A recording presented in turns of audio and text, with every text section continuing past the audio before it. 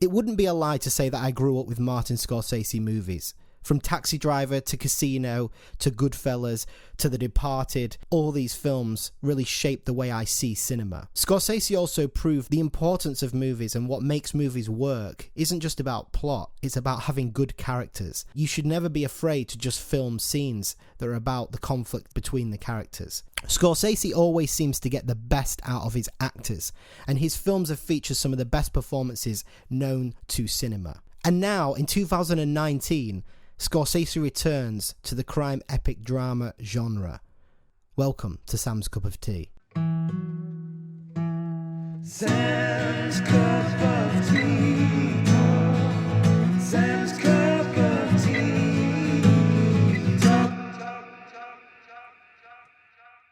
While growing up, I recall the buzz of Gangs of New York and Aviator, films like that. As I was getting into my teenage years, these films were out in the cinema, doing really well in the box office and all that. Scorsese is often associated with directors like Kubrick and Francis Ford Coppola, directors that have long since deceased and are kind of like restricted to the history books. The great directors that have shaped and continue to shape cinema, but they don't make contemporary films anymore. They haven't been making films for quite a while now.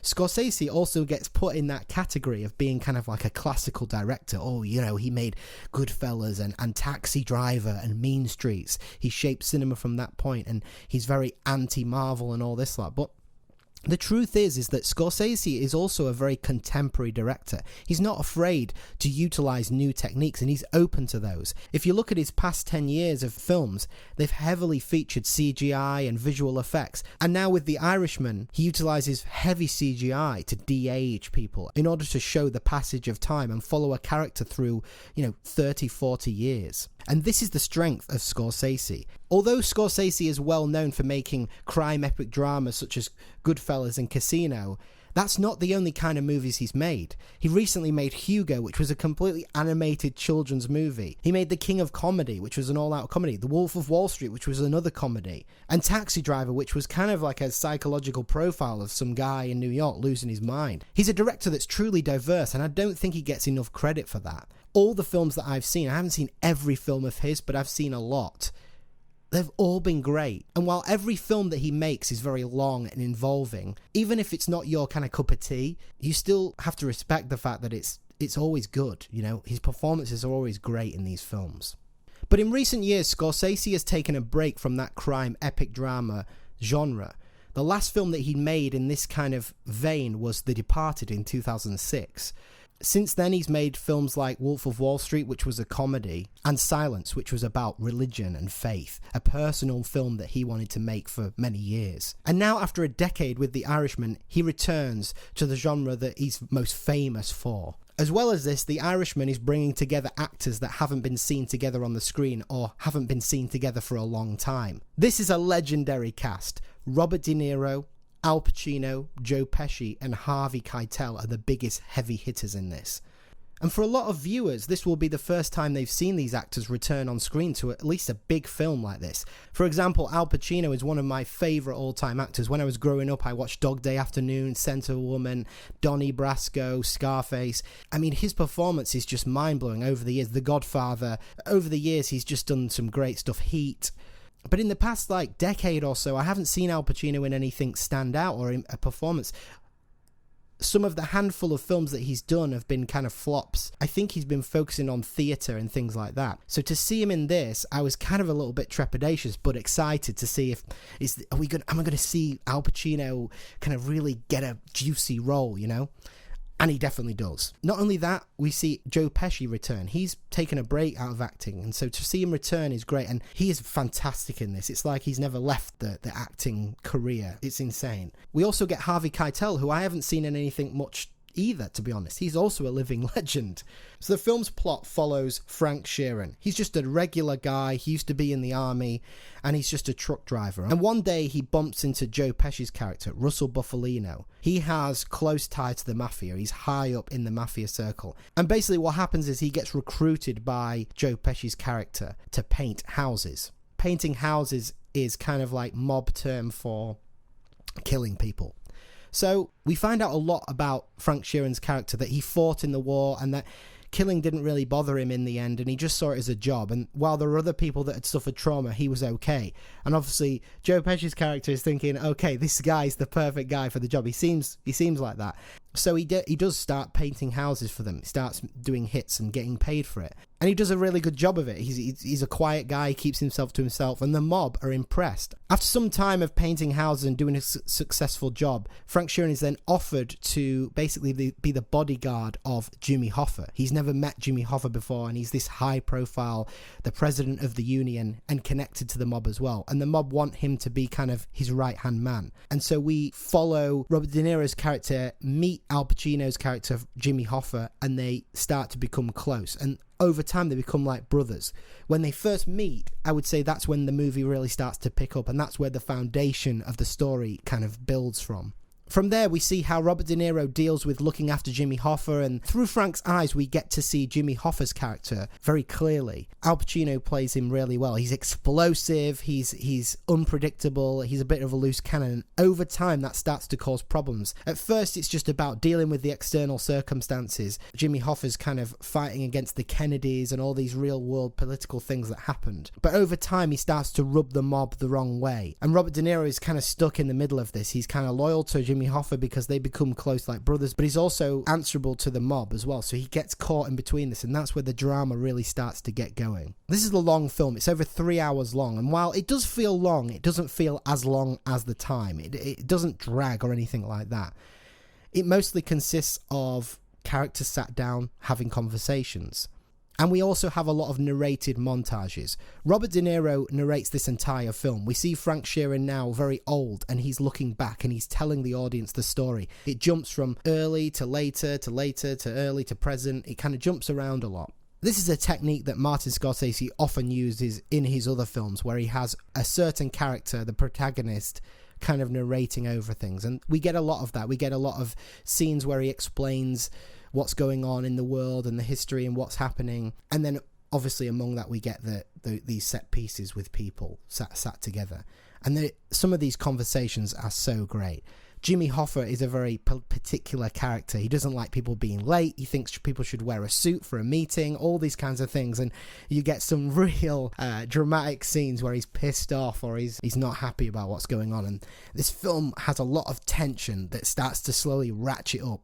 And the final hour of this film is some of the most tense viewing I've had in a long time. This is a very ambitious film for Scorsese, and that's why he utilises this CGI, so that he can have the same actors, Al Pacino, Joe Pesci, Robert De Niro, all playing their roles, and playing them when they're 40 to 50 to 60 to 70. And so he needs that de-aging to make them look younger than they actually are. And apparently Al Pacino needed posturing coaching, so when he kind of stood up, there's a scene where he stands up, and they were saying, you know, this guy's supposed to be, Jimmy Hoffa's supposed to be 49 in this scene, and obviously Al Pacino's in his 60s or 70s, and he's getting up too slowly, so they had to redo takes, and they had to fix De Niro's posture so he kind of stood up a bit straighter, or the way they spoke. Very, very interesting. And it really works. At the beginning, I was a little bit like, oh, this is odd. It's really, I could, you know, you can tell in some scenes that there's CGI, but because the performances are so good, you just don't mind, and you just accept it as it is. It doesn't seem jarring or anything like that. And Scorsese does a great job of weaving this in.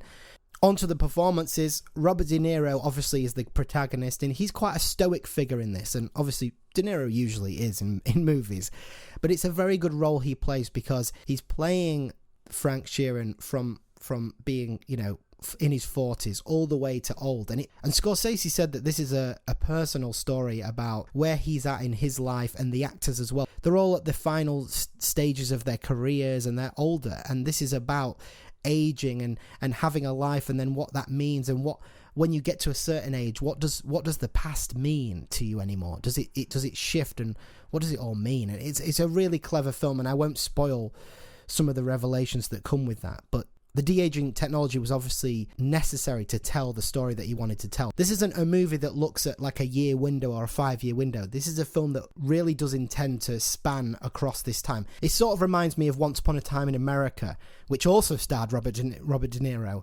And the point of that film was to show the passage of time and how, things kind of become redundant. You see things in the midst of the mafia and when it's all kind of high octane, and then you see him when he's older and it's kind of like, all those people are dead now. You don't need to worry about that. And what does it all mean now? Betrayal and all those different themes. What do they mean to somebody who's older and who's no longer in that world? It's a fossil now. So that's really interesting. So Robert De Niro plays it fantastically, and he also acts it very well, as in he acts it differently at whatever age he's at, and it's very convincing in that way. In addition to that, obviously Al Pacino, one of my favourite actors, he's great in this film, and he gets a lot of juicy scenes to chew up. Jimmy Hoffa is kind of a loose cannon. He gets angry a lot. There's a lot of shouting. There's a lot of scenes between him and Robert De Niro. Very tender scenes, actually, as well. There's some great scenes with other characters. Stephen Graham from Liverpool. There's a great few scenes between Al Pacino and Stephen Graham where he's ripping his head off, basically, or they're ripping each other's heads off, and it's fantastic. So Al Pacino's role in this is the best since, I don't even remember what the last film would have been. Probably Heat or Sense of a Woman, probably something like that. So that's a big thing to say. Joe Pesci, see, I love Joe Pesci. He's usually terrifying, and in this he is kind of terrifying, but in a different way. He's not the screaming, shouting maniac that he usually is in normal Scorsese movies like Casino or Goodfellas. He's a lot more stoic and quiet. He's ruthless and he'll kill you, but he won't really say much. It's all about the way he looks at you, and when he does speak, you should listen. He chooses his words carefully, and it's quite interesting to see Joe Pesci in a quieter role. He does that really well, and it's refreshing. Harvey Keitel doesn't have a big role, but when he's in it, he's fantastic. And all of the supporting cast are also fantastic. Anybody who's an upcoming actor or on the fringes or just playing the supporting cast, they all are bringing their A game because they know this is the absolute pinnacle of filmmaker, Martin Scorsese. And so we just get that treat. The music, nothing to really write home about. There's a lot of traditional music in there littered. I don't really recall much of the score, but it was great. It was perfectly serviceable and did the plot well. If you're going to watch this film, I highly recommend you get a cup of tea, you sit down and you get ready for an epic. You sit down, you put your phone away. The thing I really like about this film is that it's dense, and Scorsese doesn't talk down to the viewer. He just will reel off names and what's going on, and it's kind of disorientating. Like, who's that? Who's this? Oh yeah, is he the gangster? You kind of get a bit lost, but he doesn't talk down to you as the viewer. He just expects you to deal with it. And even if you get confused, because there's a lot of names getting thrown about, and if you don't know the history, you might get a bit lost as to the particulars. But that doesn't really matter, because the main story, the drive of the plot, is quite a simple through line. So you only need to kind of know the basics things to enjoy it, really. But what I would recommend is, if you watch this, switch off your phone, put down social media and all that crap, and just allow this film to soak in. If I use the analogy of films being like drinks, this isn't a vodka Red Bull like a lot of these Hollywood flicks are, that are just constantly trying to keep your attention. And in a landscape of a lot of Marvel films where it's all about flashing CGI and giving the audience what they want, this is a film that just is like, no, this is about conflicts within people and the drama within a scene between three people, that in a silent scene where just three people are talking or two people are just looking at each other, the eye contact they're making, that's engaging enough. We don't need all the exploding skyscrapers and all that shite. And while that's great, this is not a vodka Red Bull. This is more like a whiskey or a glass of red wine.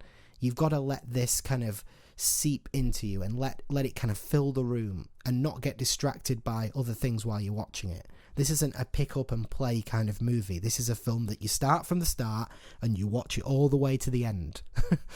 It's also strange to see The Irishman on Netflix for some reason, streaming. It's just something about Scorsese and streaming just doesn't seem to make sense. And he said himself that cinema is getting more difficult, and it's a real sad thing. That it's a really sad truth. He obviously wants this film to be in the cinema, and it's a deservedly epic film that is very cinematic. And it felt wrong, really, to watch it on Netflix, but I had no choice because I'm in Korea. I would have tried to get one of the... I'm not sure if there were any viewings in England or not. But yeah, I'm in Korea, so I had no choice to stream it. But there's just something that felt wrong about that, you know. So onto the verdict. The Irishman is one of Scorsese's best and one of my favourites. I mean, it's probably in my top 5 of his that I've seen. It's fantastic. It's a brilliant film, and everything it sets out to do, it does perfectly. It surprised me. I didn't know a lot about the history, and it really did surprise me, especially the last hour. I was very emotionally invested in this film and came away thinking about it a lot and wanting to see it again and wanting to know what people thought about it who'd also seen it that I was close to. This is classic Scorsese in the best way with new technology. What's not to like? I give this film the best cup of tea. Thank you for watching, and please subscribe for more content. Go watch The Irishman now, streaming on Netflix. Sounds good,